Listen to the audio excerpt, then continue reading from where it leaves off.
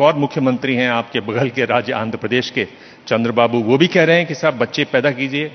वो बोल रहे हैं कि नहीं तो हमारी जो पॉपुलेशन है वो एजिंग हो रही है, उम्र बढ़ रही है, बूढ़े लोग ज़्यादा हो जाएंगे, यंग लोग कम है। और उसकी जो बात है वो इससे जुड़ती है कि आबादी का जो रिप्लेसमेंट लेवल है वो 2.1 है, 2.1 है। लेकिन हम देख रहे हैं कि दक्षिण भारत में तेलंगाना में 1.8 है, उत्तर प्रदेश की बात करें तो वहां 2 से ऊपर है, बिहार में 3 है। तो क्या ये एक बड़ी समस्या है कि लोग बूढ़े हो रहे हैं और रिप्लेसमेंट नहीं हो पाएगा? सही, ये देश का मुद्दा है। तो मैं जब आजाद मिला था तब life span was average 32 years. No one knows that. जिस दिन हमको 1947 में आजाद मिला था उस दिन life span of Indian any other person average was 32 years. Reforms के बाद हेल्थ के ऊपर कांग्रेस पार्टी ने जो लगातार जो कदम उठाए 56 इयर्स को आगे, आज के तारीख में on and average life span is 80 years.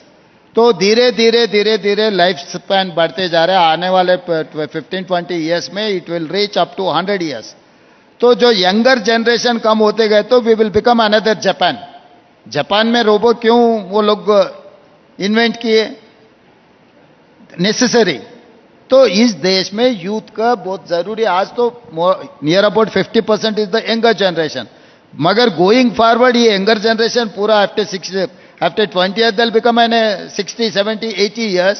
सो इस देश का जो पॉपुलेशन है, ओल्ड एज का अगर पॉपुलेशन बढ़ता है तो इस देश में जो यूथ के कम हो जाएंगे। फैमिली प्लानिंग के वजह से हर परिवार को एक अगर लड़का लड़की कोई भी हो तो ऐसे देखते देखते पॉपुलेशन कम होते जाएंगे, ओल्ड एज पॉपुलेशन बढ़ते गए तो देश के लिए नुकसान है। इसीलिए चंद्रबाबू नायडू जी ने कुछ कहा होगा, मगर यहां पर अब देश सोचना है।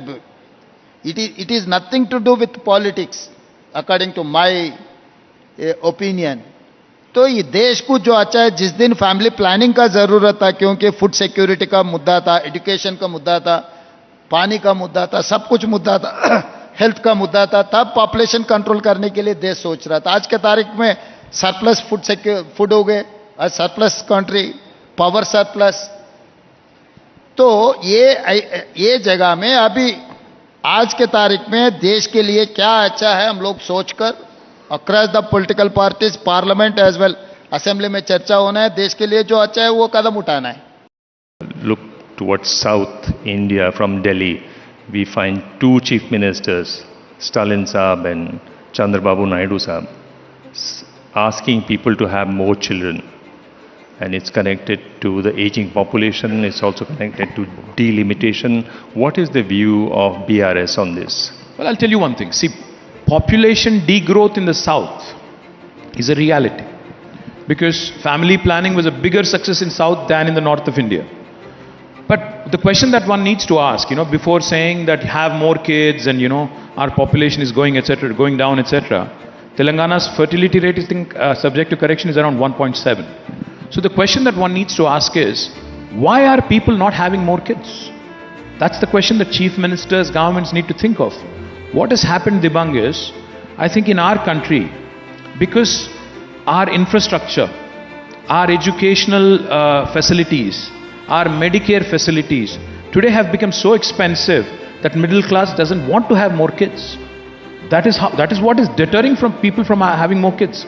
For working women, the environment is not conducive to have more children because there are not enough support systems in place which encourage working women to have more children. So there are no creches at workplaces, there are no nursery facilities, etc., etc. So before we say that, please have more kids, population come ho raha, etc., etc., I think we need to answer some basic questions. You're not able to take up the existing population. Infrastructure is crumbling in Bangalore, Chennai, Hyderabad. Every urban metropolis, traffic is a nightmare. And now you want more children, more cars, more. What I'm saying is very simple. Governments, before they start making all these statements, need to introspect why people are actually not wanting to have more children. So therefore, and also I feel, I think it's a personal choice. Having a child or no is a personal choice, and I think that choice rests mostly with women, who actually has a uterus. So therefore, my point is, I think we need to ensure For the existing population, provide the best possible facilities. Delimitation is a separate issue. You can't solve it by having children right now. So therefore, what I would say is, let us fight together in Parliament as South, that our voice and our representation does not go down because of our success in family planning. Let us fight with Modi ji and tell him कि उत्तर प्रदेश में आप seat बढ़ा देंगे क्योंकि आपका party वहां पे strong है, और साउथ में आप घटा देंगे क्योंकि यहां पे आपका पार्टी स्ट्रांग नहीं है. ये गलत बात है, क्योंकि आप you are penalizing and you're disincentivizing those people who have actually followed government's advice back in 1980s and 70s. So therefore the immediate solution, instant gratification, Stalin ji, Chandrababu ji जो भी कहेंगे, instant solution तो मिलने वाला नहीं है. Governments need to address this long term and medium term.